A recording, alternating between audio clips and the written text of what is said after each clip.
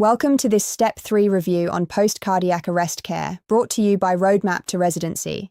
After a patient gets their pulse back, the exam wants to know whether you can run the hours that follow. That means knowing when to cool the patient and how to keep them cooled, knowing when it is too early to call the outcome, knowing how to support the body once the heart is beating again, and knowing how families and the care team reach the hardest decisions.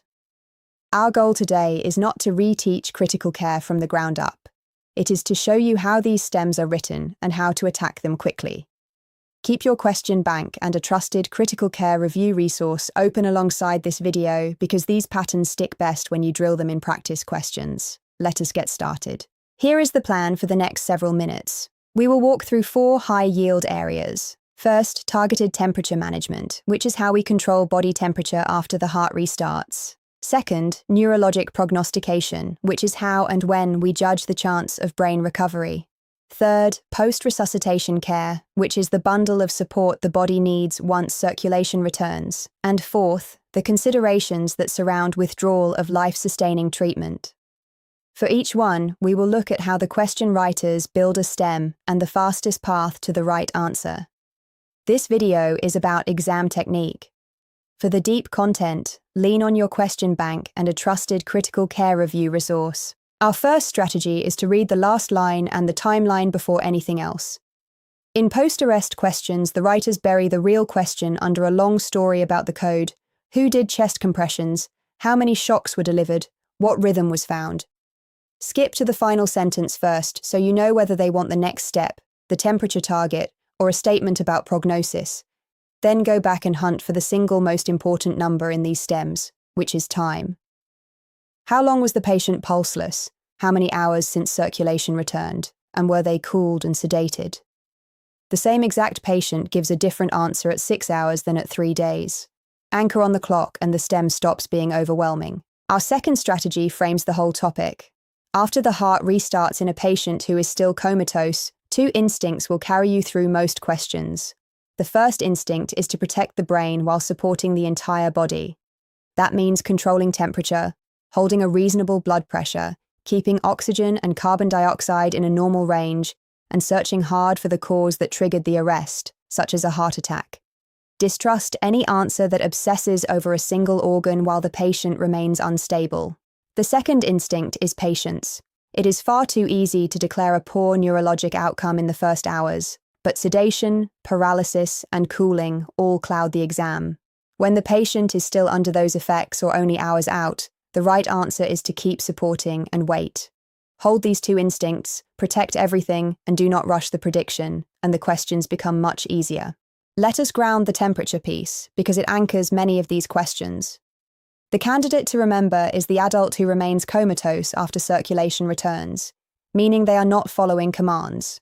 For that patient, the standard of care is to actively control core temperature, holding it in a controlled lower range and avoiding fever for roughly the first day.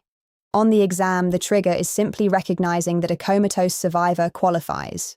When you run it, you monitor core temperature continuously, you manage shivering, and you rewarm slowly rather than abruptly.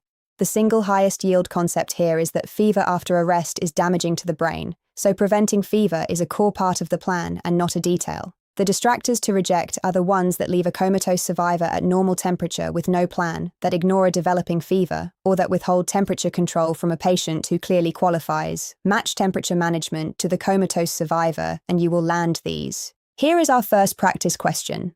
Read the last line first. It wants the most appropriate next step. Now the timeline. This is a comatose survivor right at the start of post-arrest care. He had a witnessed arrest, a shockable rhythm, and his circulation is back, but he does not open his eyes and does not follow commands. His blood pressure and oxygen are supported, and his temperature is normal right now. Ask yourself which single action protects the brain in this exact window. Look at the choices and predict your answer before we walk through them together. Let us reason through it. Spot the pattern first. A comatose adult, not following commands, with circulation just restored and stable on support. That pairing is the writer's signal for temperature management. Apply the rule. The comatose survivor gets active targeted temperature control with fever prevention, which is choice A, now eliminate. Choice B reaches for a prognosis on the first day, and we know early prediction is unreliable while the patient is fresh out of arrest. Choice C tells you to wait a full day before doing anything, which throws away the very window where cooling helps. Choice D allows the temperature to drift upward, and an untreated fever after arrest is exactly what damages the recovering brain. So the answer is choice A, begin active targeted temperature management and prevent fever. Notice that the right answer protects the brain and the wrong answers either rush the prognosis or do nothing. Second practice question, and this one is all about timing. Read the last line. The family wants to know whether she will recover. Now the timeline, which is everything here. It is only 6 hours out. She was given sedation and a paralytic during the code, and she is currently being cooled. Every one of those things, the early hour, the sedation, the paralytic, and the cooling, clouds a neurologic exam.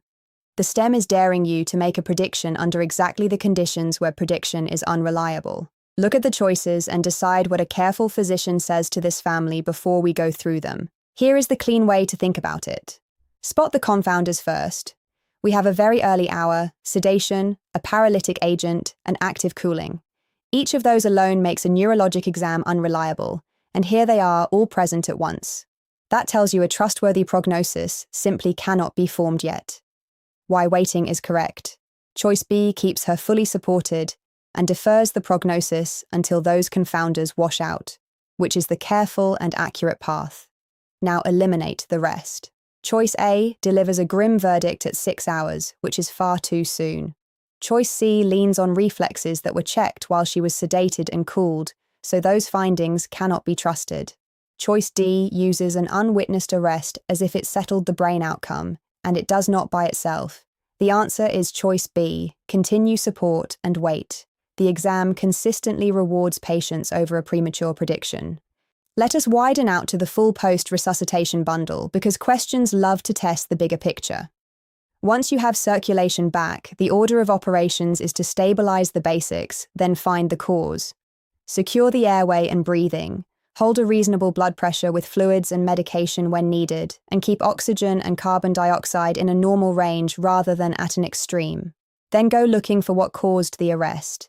After a shockable rhythm, getting an electrocardiogram to look for a heart attack is one of your earliest priorities because a blocked artery may send the patient straight to the catheterization lab. The second big idea is to avoid a second hit to the brain. The recovering brain does badly with very low blood pressure, with too little or too much oxygen, and with low blood sugar. So the winning answers keep these values in a safe middle range while temperature is controlled, and the team treats the underlying cause. Think stabilize, find the cause, and protect the brain from a second injury. Our third practice question puts the bundle together. Read the last line. It wants the next step in management. The timeline shows a comatose survivor who is already past the first moves. Temperature management is going, blood pressure is supported, and his gases are normal, and he is stable. So what is the next priority for a stable comatose survivor of a shockable arrest? The STEM is pointing you toward the cause of the arrest.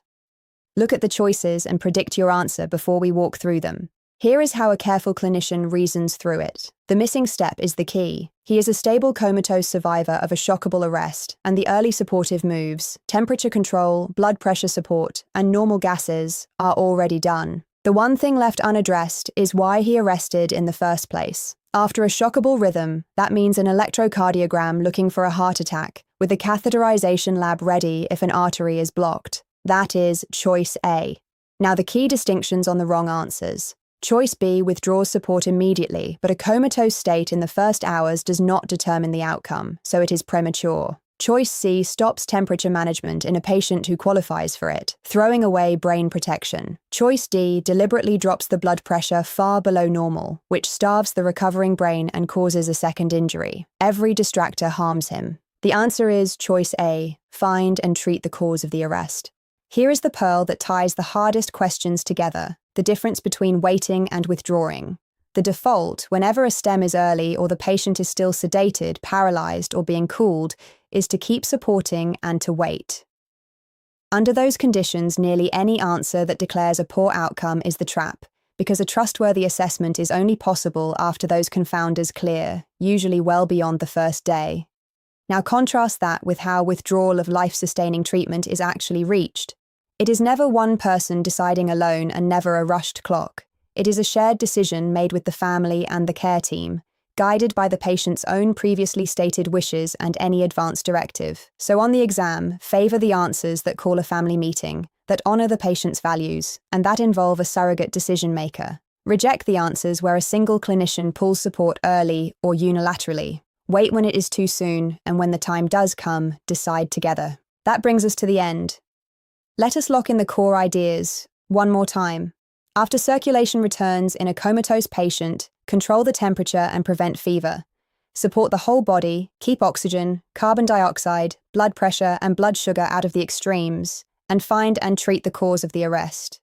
Do not call the neurologic outcome while the patient is early, sedated, paralyzed, or cooled, and remember that withdrawal of support is a shared decision made with the family and guided by the patient's wishes.